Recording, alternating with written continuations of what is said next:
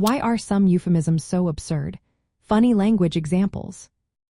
Have you ever heard someone say they are between jobs instead of unemployed? Or that someone passed away instead of died? These are euphemisms, and they can sometimes sound downright silly. Euphemisms are words or phrases used to soften or hide harsh truths. They often come from a desire to be polite or avoid offending others. But sometimes, the way they do this can be pretty strange or even funny.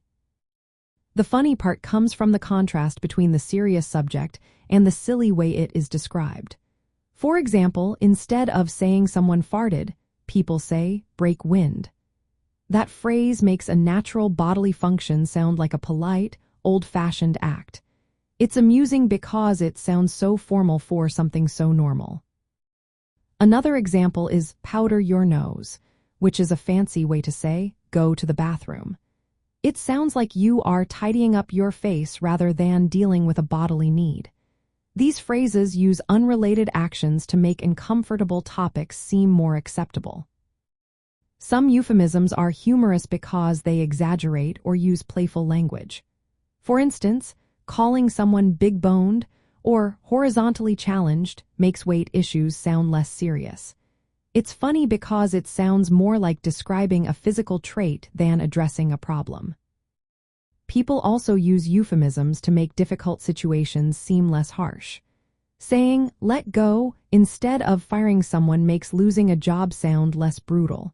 It's a softer way to talk about a tough reality. Euphemisms for sex can be especially playful. Phrases like afternoon delight or making whoopee sound light and fun, turning an intimate act into a humorous or old-fashioned phrase. The absurdity of some euphemisms comes from cultural influences and the desire to avoid directness. They often relying on metaphors, humor, or exaggeration to do their job. Understanding why some euphemisms are so silly helps us see how language is used to navigate social norms. They show how speakers creatively soften or hide uncomfortable truths, sometimes resulting in phrases that make us smile or laugh. These funny expressions reminded us that language is always changing and that humor can be a natural part of how we communicate sensitive topics.